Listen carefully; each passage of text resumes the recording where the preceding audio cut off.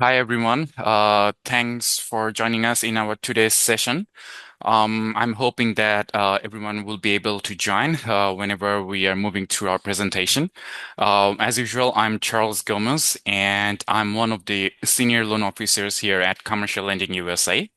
Today, I'll be presenting on commercial and residential construction loans that I actually referred about in my last session. And today we have our CEO, Sam Hawk, who brings over 30 years of experience in construction, mortgage, and real estate. So he will be joining us as well in today's session. So just to give you a quick clarification, whether you're working on let's say, a 500K single family home, or maybe that's a 100 million multifamily development, not to worry. Our team could be a valuable resource for you all through the way. If you have any kind of questions during the presentation, please feel free to ask those at the end of the session or message us here. Even you can also email us at the loan scenario email address, which we will share at the end of the session. And I request you throughout the session, please keep your mics in mute so that we can carry on our session properly. And we understand that many of you primarily work in the residential market space. So some of this content may be new or complex, but don't you worry. Our team is here to support you every step of the way. And I also encourage you to attend our upcoming training sessions to deepen your understanding of commercial mortgage loans. Now, let's dive into today's main topic. All right. So, I said, it's a commercial construction loan. There are some types of commercial loans that we offer. This could be commercial renovation loan, or fix and flip, or new construction loan. So, if we like check, or maybe there a question will come, what is a commercial renovation loan? This is simply a rehab loan for the commercial real estates. It's like the fix and flip loan where, as I told you in my previous session, that fix and flips for residential real estate and commercial renovation is for the commercial real estate. So this is as simple as this. We already have discussed about the fix and flip. To make it clear for you, fix and flip, it's just a part of the construction loan. So, what's a construction loan? In a simple way, if you tell, it's just a short-term loan with high interest rate, which can help to build residential, multi-unit dwellings, commercial or industrial properties. And the term, if we talk about this, we can say this is typically is coming in between 12 and 24 months, unless there are large commercial projects to deal with and the construction of the property should be completed and a certificate of occupancy should be obtained during the given time frame of the loan term. SBA construction loans. We just simply are trying to give you some information about like construction loan can be done through SBA construction loan. We are here just will give you some information, and in our other sessions we will like show you and give you in this like what is an SBA loan in detail. So as we all know, SBA loans are backed by Small Business Administration approved loans, and these loan programs basically help to finance small business construction projects of commercial real estates. And if we check with the amount of the loan, we can say like the ceiling is up to 5 million. We all know already that there are two types, 7A and 504. 7A is simply used for ground up construction, where land, building, and related soft costs are included. And for 7 interest rate, this basically comes from the prime rate. And for the 504, this actually helps in land purchasing, new building construction, or existing properties renovation. And this loan can provide a long-term loan with fixed rate financing and can be mixed up of bank and SBA backed funding. That is why the interest rate for this loan comes from directly with the US Treasury. We are also trying to show you like there is another type of loan for construction that is USDA BNI loans. As we all know, USDA is the US Department of Agriculture Business and Industry loan, and this basically provides for the construction of business and industrial real estates and supports the projects of rural business construction or renovation. Um, these may include like real estate development as well, but just to let you know, this loan program is not for the residential construction or renovation or any other residential real estate development. And if we check the eligibility, the subject property or the project should be in the rural area, like under the USDA guideline, population under 50,000, and business must contribute to rural economic development.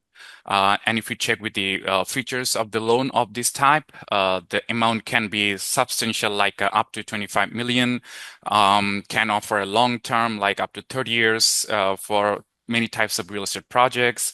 Also, it covers the site development, construction, equipment, and other working capitals as well. Hard money construction loans. As we all know that about hard money, we have discussed a little bit about it. So this also supports the hard money construction loan. These are like short-term loan, but as this is hard money, it comes with a high interest rate. And we actually are getting some information reviews from many sites of the nationwide, with 80% of banks are hesitant to provide the construction loans due to current market conditions. That is why private lending has grown more popular with the borrowers. And hard money loans, as this is a private lending, it offers high interest, short-term in financing based on the collateral rather than credit worthiness. And if we check with the structure, these often feature high rates and balloon payment, make them ideal for investors and developers seeking fast, flexible funding for high-risk projects that traditional banks are like they maybe are unwilling to support. So, Fannie Mae and Freddie Mac construction loans, these they these agencies are also support the construction loan, but there are some features and there are some usage that how actually this works. So, if we check with the Fannie and Freddie construction loans, we will come up with like these loans can be used for ground-up construction or with any other major rehab for multifamily properties. And if you check with the structure, this comes as a single close construction to permanent financing. Though there are no limits, but we can have a range for better understanding, like in between 5 million to 200 million or more, but they can have a competitive interest rates. Um, Depending on property types and location, we can have a leverage of like around 65% to 80% LTC on the budget. LTC, as I mentioned before in my previous session, it's loan to cost on the budget. The terms could be like typically interest-only payments during construction that can be converted to long-term with fixed rate. If we check with the course, recourse and non-recourse, non-recourse is only available to the borrowers that are well qualified. But apart from that, all are recourse. If we check with the projects, that can be like affordable housing, student senior housing, those can move with this type of loan. And this will be best for experienced developers. Those are seeking stable long-term GSE-backed financing for multifamily projects like apartments, senior housing, assisted living facilities, and student housing. So if we check with like the GSE, sometimes it comes in our mind like, hey, what is GSE backed? It's basically government-sponsored enterprises, what we are referring as Fannie Mae and Freddie Mac. It's that simple. Okay, so FHA insured commercial construction loans. As we all know, FHA is the Federal Housing Association, and through them, the loans are provided for financing mixed use and specialized residential commercial projects. This can be including options for multifamily construction, healthcare facilities, construction in urban areas, or maybe multifamily refinancing. And with long terms, high leverage and low rates, they're ideal for a residential focused projects with limited commercial space. For large construction and renovation projects, those are meeting the FHA or Fannie Mac or Freddie Mac guidelines. Assistance may be available from our side. And if to give you the recommendation, if you guys can attend the upcoming training on FHA or hard commercial construction loans, you will get more idea on that. And if you check, there are some types of FHA programs. What we call is FHA 221, which helps in multifamily construction, and this is allowed up to 25% of the total property area in square feet, of course. FHA 232 helps in the financing the healthcare facilities like elderly, assisted living, nursing homes, mental and disabled healthcare facilities, etc. FHA 220 for the construction of mixed use in urban areas. This program actually helps a lot. And in this category, 30% of the total property area in square feet commercial usage is allowed. So this loan program come with long-term, low rates and high leverage features. They are basically focused with residential projects with limited commercial areas. So we can come up with the question, what would be the features of a construction loan? In a simple manner, this loan has risky and complicated process to find approval. Sometimes we find that whenever we are moving with the processing, with the numbers and everything, we have to go back, going back and forth many times with the borrower, the brokers, even with the contractors, so that the numbers match up. So this is why it becomes a risk for the lender for this type of loans. But if you check with the features, this is a short-term financing, high interest rate, requires extensive docs, and the funds are disbursed per draws. For fix and flip, for an example, if we say like for fix and flip, there could be 6 draws. For SFH construction, there could be 10 to 12 draws. And for commercial or large projects, the draw numbers can be in between 20 and 25. That's how actually it goes on with this construction loan. All right.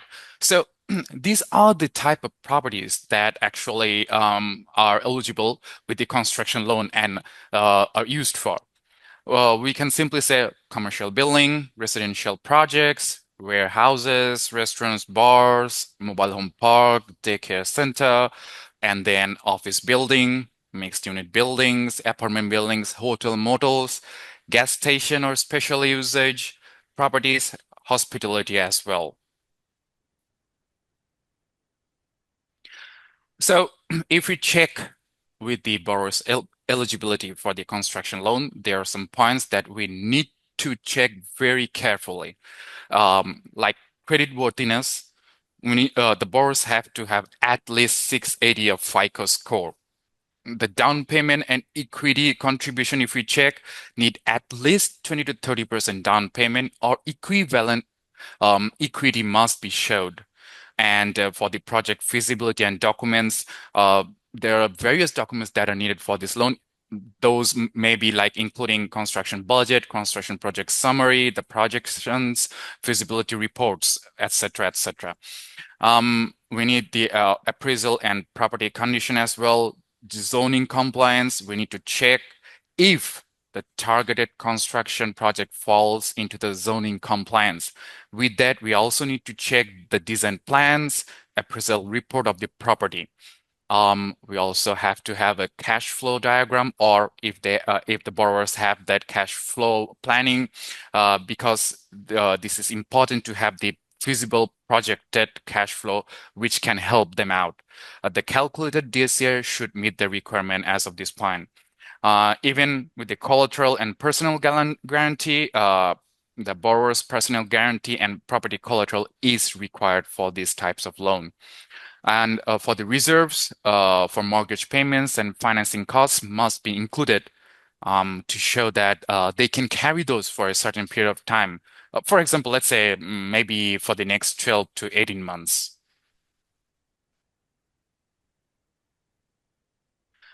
So whenever you are moving with a borrower, let's say a borrower came to you, they're asking for a construction loan, and you wanted to help them out. There are some important questions that you need to ask to get some information from them. So what could be those? You can simply ask, how long the borrower can have been in the construction business? I mean, what are the experiences does the borrower have? How many billings the borrower has completed in the last 4 years? Credit score, how much in the maximum down payment they can make, or if they have purchased any lots or signed any agreements to purchase the lots, and how much funding the borrowers need to complete the project that they want to move forward. Um, just to give you a heads up, a note, if let's say the borrower gets qualified, you can simply go through the checklist as I showed you in my previous sessions where you can find those and gather as many documents as you can for our initial review and then move with the letter of intent. So here are like some of the initial documents that are needed for the letter of intent. First of all, we'll be needing the initial application. This could be the commercial application or maybe the application that you already have filled up from your side. Then the summary of the project, important construction budget, construction pro forma, builder area track record, credit report, those could be included in this. Like, let's say for an initial review, at least these are needed to move forward. Then, if anything else needed, or you are confused, you just simply let us know. We will let you know like what will be the other documentations that we'll be needing to make this loan happen for the borrower. So qualification and processing steps. Simply just let me go through it quickly. Need to submit the details of the project and the construction budget. Then the lender will assess the feasibility and the creditworthiness of the borrower. After that, all throughout the construction appraisal and other inspections will be conducted. Then the loan will be disbursed in phases. Basically, this will be based on the completion of the project phases. The borrower can draw the total costing after completion of each phase. Just bear in mind. Loan can be converted into a permanent loan or the borrower can sell the property upon completion of the project. Um, Basically, case by case, we found that the process for this loan became difficult. But as we do have experienced processors and managers in our team, we were able to overcome those situations. So this is very important to check. To process the construction loan, there are experienced people available who are capable to process the construction loan files with all the paperwork and complete the necessary steps. But we need to bear in mind that construction loans generally are rigged with complications and it consumes lots of time to process to get to the final approval. That being said, sometimes we found that borrowers or the brokers are coming to our side and they say, hey, we have a construction loan deal, so please give us the number, what we can do. We have to go through all types of documents and the numbers to find that out. There is no shortcut on this construction loan, and we have to have the exact number so that there is no under budget or there is no over budget. We need to be very careful on this one. So here we are trying to show you a builder versus contractor. Sometimes we get confused. The builder may be a contractor or a contractor may be a builder. Just to give you a short idea of the builder and the contractor, if we go with the builder, this is simply someone who construct on their own land and holds the necessary license to carry out the construction independently. They can also function as a contractor, but they are primarily as a builder, working as a builder. If you check with the contractor or a general contractor, this is someone who manages construction for another party, maybe an investor or handling the project from start to finish. They basically do the construction project on an investor's land, not on their own land. That's the main difference between the builder and a contractor. So I'm just going through like fast way how the construction are done, this home construction stages that the builder or maybe the contractor are doing. It's a very simple way, starting with developing the home's vision and layout, securing building permits, clearing and excavation the site, pouring the foundation, then construct the basic structure, install essential wiring and plumbing, add the roof, set up heating and cooling systems, finish walls and panes, install final touches, and complete finishing details and inspections. That's how actually the builder or the contractor goes through the construction stages. But we need to bear in mind that the builder or borrower can request a construction draws based on phases. Let's say they can request 10 to 15 draws depending on their construction project, and then we will check and we will be able to advise them.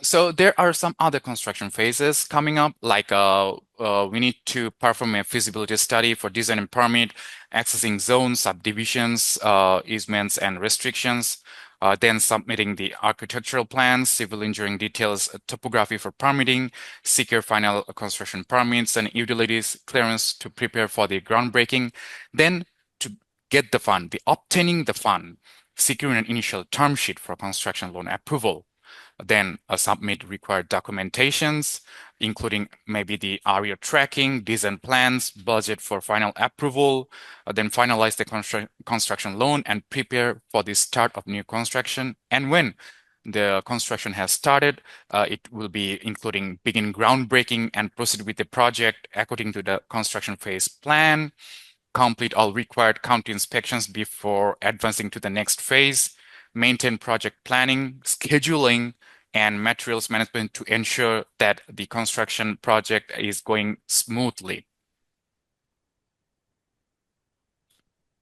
Then comes the construction draws. So they can request draws from the lender to fund ongoing project activities, even maintain lien waiver forms and titles to ensure smooth transactions and construction processes.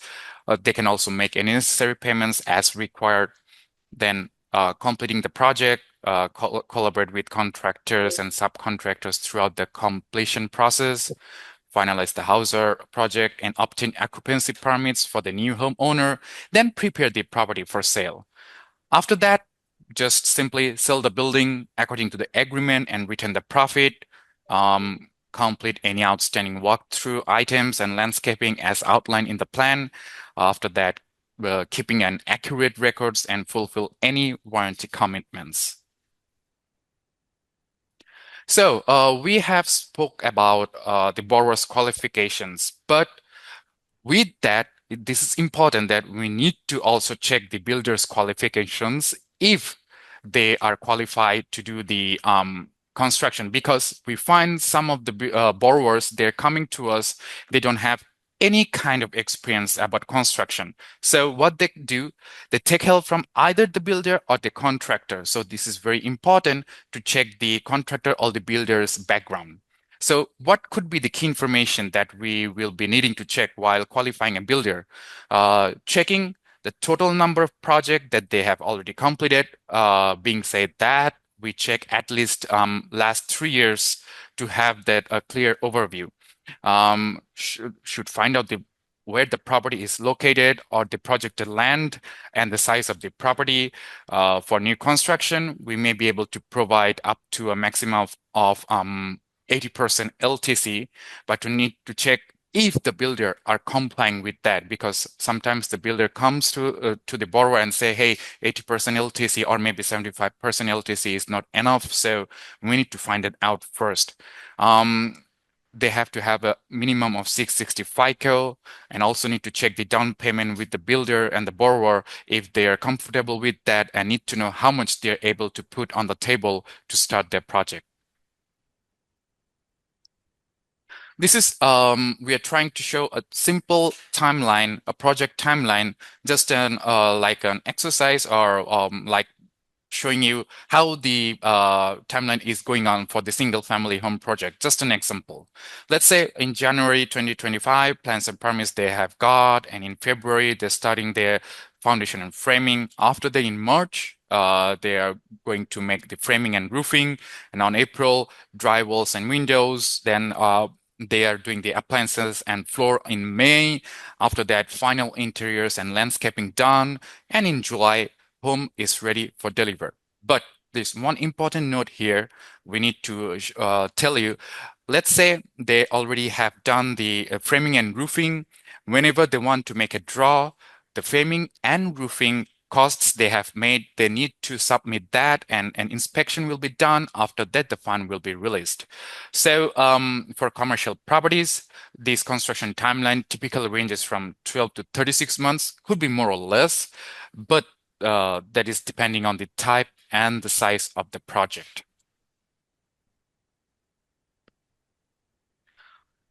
So, question comes in mind, like why anyone will choose commercial lending USA in like this construction loan to get it.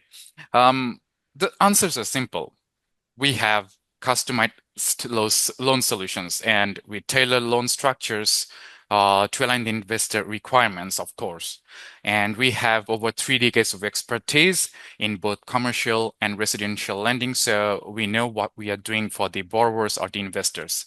We are dedicated and client focused and work exclusively with customers to secure the ideal commercial loan.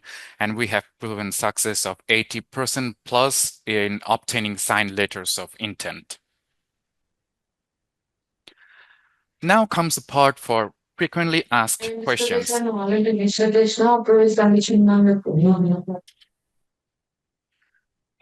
This is questionnaires that we have brought here. Obviously, there are more questions in your mind, so we are trying to show you like what kind of queries that you may or we may have to go through. Let's go through those. How does the loan disbursement process works? Simply, funds are usually released in stages, as we told already, is referred to as draws. These are based on the completion of construction milestones. The lender conducts inspections at different phases to verify progress before disbursing funds, as I just told you. What's the difference between ground-up construction loans and renovation loans? Ground-up construction loans are designed for the construction of entirely new structures. So this is very simple. This is for the entirely new structures, the ground-up construction, while renovation loans are intended for upgrading or repairing existing properties. How are ground-up construction loans typically structured? These loans generally have interest-only payments throughout the construction phase. After construction is finished, the loan can be either settled or transitioned into a long-term mortgage. What is the typical loan term for ground-up construction loans? The construction phase typically lasts in between 12 to 24 months, after which a transition to a permanent mortgage may occur. Loan terms can vary based on the lender and the specifics of the projects. So that's need to be checked out as well.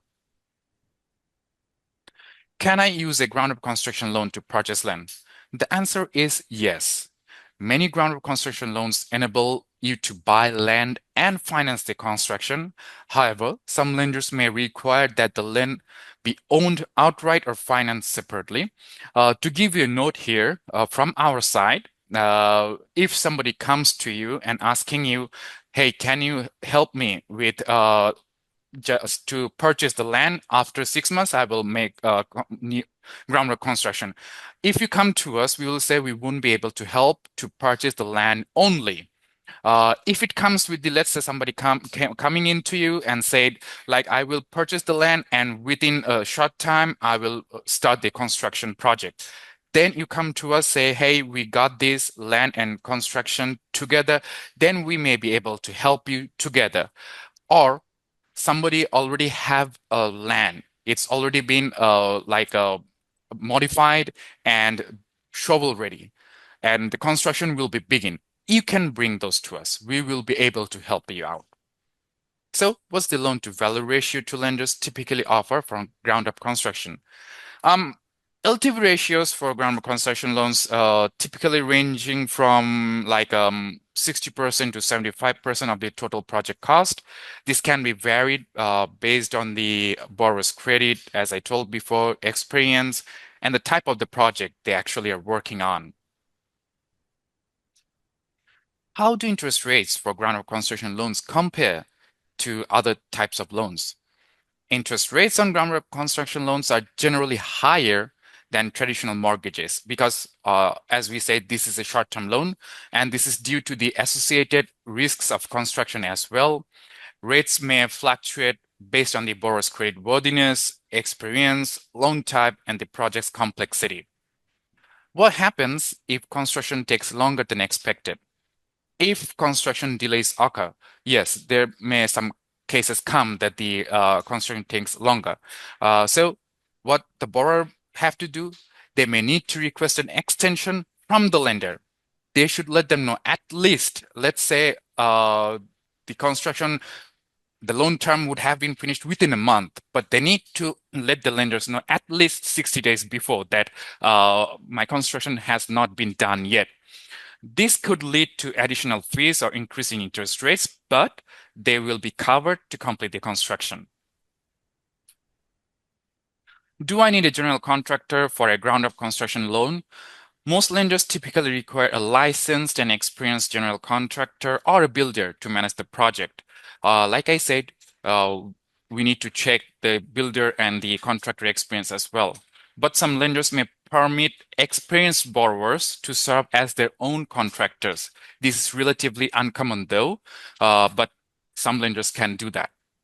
How much down payment is required for a ground-up construction loan? Um, Down payments usually range from 20% to 30% of the total project cost. As I told, like the LTV LTCs could be in between 60 to 75 or 80%. But some lenders may require a higher percentage based on the borrower's creditworthiness and the complexity of the project. What is the typical interest rate for ground-up construction loans?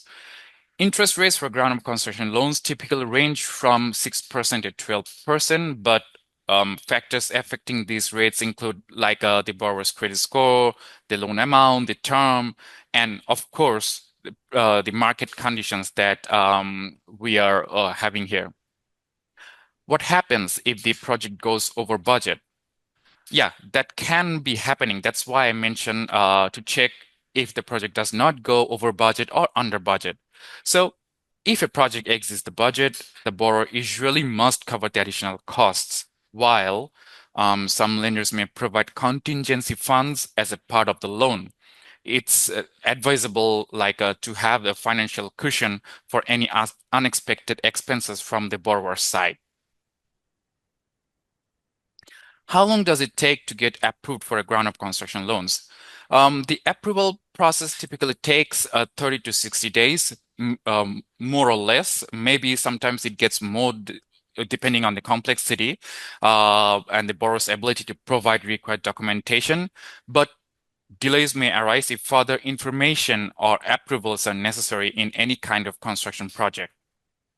Are there prepayment penalties? That's an important question. Some of you might have question in your mind, hey, as this is a construction loan and coming with the short term, is there any PPP?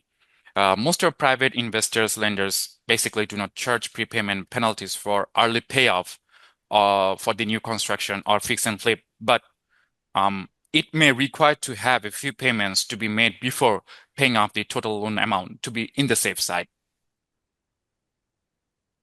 What are soft costs and can they be financed through a ground-up construction loan? The soft costs, these are basically expenses which are not directly tied to the construction materials or labor, including architectural fees, permits, legal fees, and insurances, etc., etc. Many lenders permit these costs to be included in the total loan amount, but some of the lenders may not. Can I refinance a ground-up construction loan into a permanent loan? Definitely. Many ground-up construction loans are structured to have a transition into a permanent loan and permanent financing. These often refer to a construction to permanent loan. Once the project is completed, the construction loan can be converted into standard mortgage, allowing for regular monthly payments. So, how to find a quick code? If somebody is looking to find a quick code, if they have questions, or if you're asking how fast can you provide a soft code, we will say to request you please complete our loan inquiry form, and then you can send it along with the additional supporting documents, including the construction budget, construction project summary, pro forma, REO, builder's experience, financials to loans@commerciallendingusa.com. You can send there, or maybe you're already connected to one of our loan officers. So you can directly talk to that person and let that person know. And we typically provide a soft offer within the 48 hours if the borrower is qualified to move with that specific project. And if you ask like, what do we need to issue a letter of intent?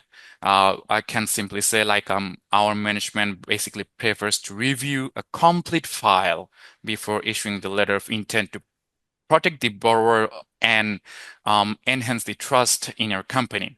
And we typically require, let's say, 24 to 48 hours to issue the letter of intent to move forward with the process. So, this was our fourth session for today.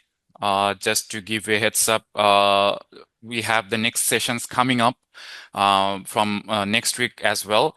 The sessions will be on commercial and residential DSL loans, alternative light dock and no dock loans, SBA loans, as I have mentioned. We'll be having a thorough discussion about that.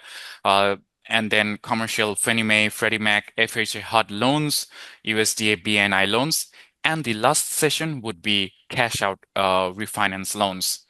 So I would like to ask you if you have any questions. You can move forward and you can ask us, or you can reach to us. And please, if you have any confusion or you need any extensive training or maybe any information that you need, do not hesitate to reach us out. And we encourage you to join our training sessions every Thursday at 4 p.m. Eastern. That's 3 p.m. Central for you guys. And I would say thanks for attending today's training session.